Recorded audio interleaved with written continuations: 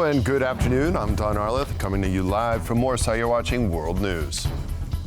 The U.S. Supreme Court has voted against allowing the Trump administration to withhold payment to foreign aid organizations for work they have already performed.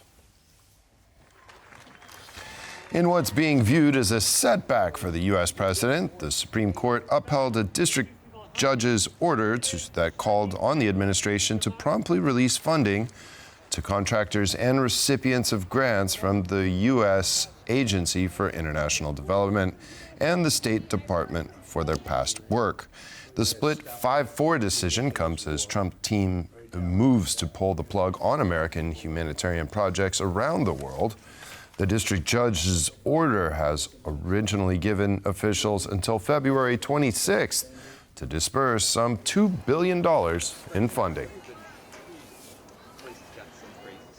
We've had serious discussions with Russia and have received strong signals that they are ready for peace, said U.S. President Donald Trump regarding progress towards ending the war in Ukraine.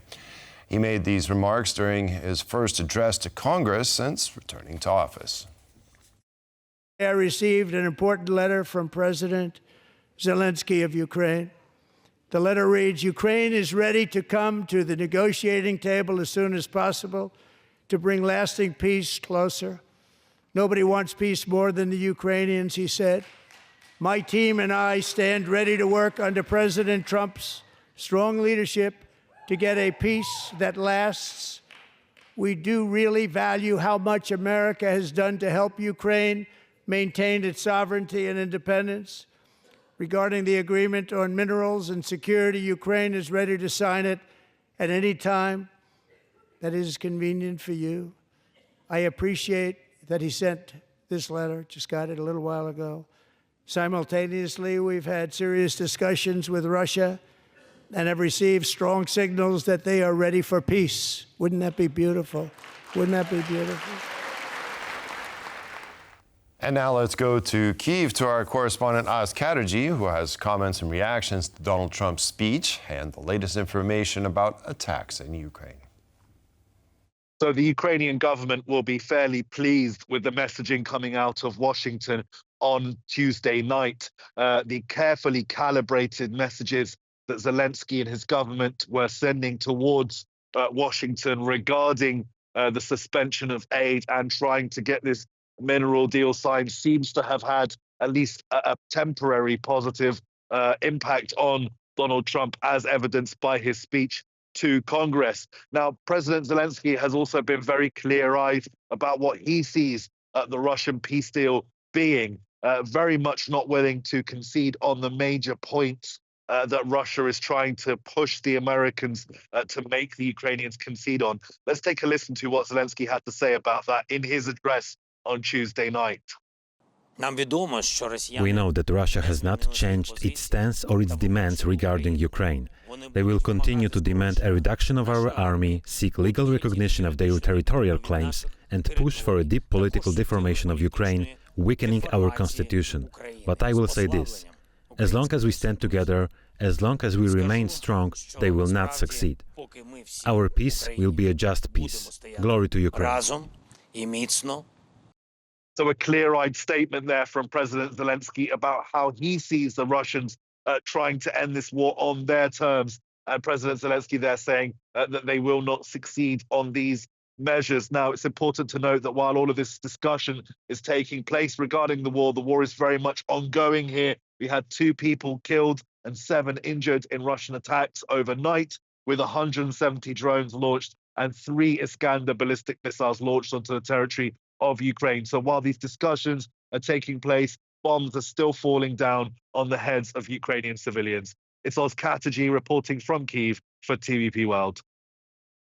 The President of Lithuania, Gitanas Nausėda, says that he expects Washington to take a softer approach to Ukraine after President Volodymyr Zelensky worked hard to overcome Friday's public falling out with Donald Trump at the White House. He made the comments after speaking with Zelensky on Monday. This is confirmed not only by the letter from Zelensky to Trump, but also by very intensive contacts, not necessarily at the presidential level, but with the other US administrative officials, which give me reason to believe that the attitude of President Donald Trump's team towards Ukraine will change for the better in the near future. I hope very much that this will pave the way to return to the negotiations and to take the decisions, we're talking about the minerals deal, that I see currently as the most realistic and strongest security guarantee for Ukraine.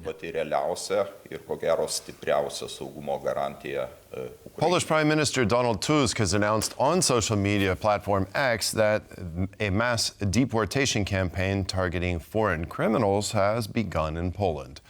Tusk took the opportunity to share a dramatic video depicting the deportations. The deportations have started. We are successfully breaking up Georgian gangs, not words, but actions, Polish Prime Minister Donald Tusk said, announcing the mass deportation campaign. A video shared by the Prime Minister shows Polish border guard officers gathering and escorting foreign nationals onto a plane to deport them back to their country of origin.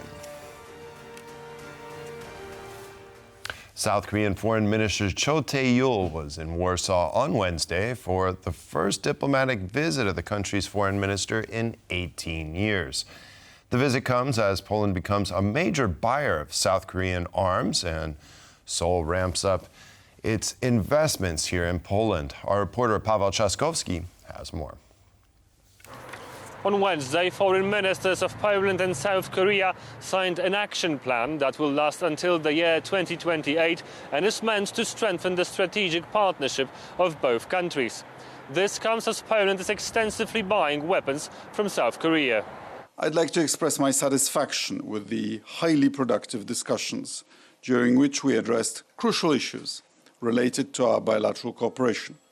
This included our cooperation in defense, in which specifically military acquisitions, such as the K2 tanks, K9 howitzers, K239 rocket artillery, or FA-50 jets, to name a few, play a vital role.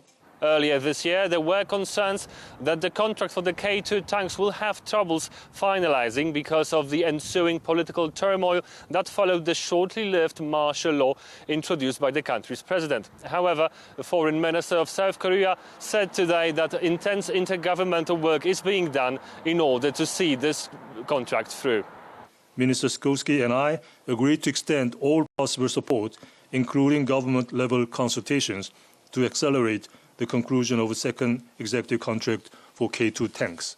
Poland and South Korea have been joined by a strategic partnership for more than 10 years. And now, with the most recent purchases, Poland has become the largest recipient of South Korean weapons worldwide. From Warsaw, Poland, for TVP World, I'm Paweł Trzaskowski.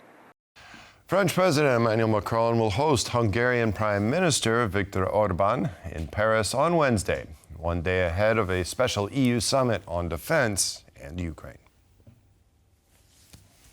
Further support for war-torn Ukraine and ways to strengthen EU defense capabilities will be the focus of the meeting between the French president and the Hungarian Prime Minister.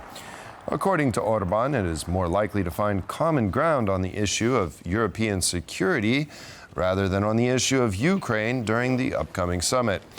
He also announced that he held a phone call with U.S. President Donald Trump on Sunday, but refused to disclose the details of their conversation. The Macron-Orbán meeting on Wednesday comes after Hungary's announcement that it supports Trump's decision to halt all military aid to Ukraine. Earlier, Budapest blocked the EU's $21.7 billion aid package for Ukraine. And with that, we conclude this edition of World News. Thank you for watching, and stay with us for more here on TVP World.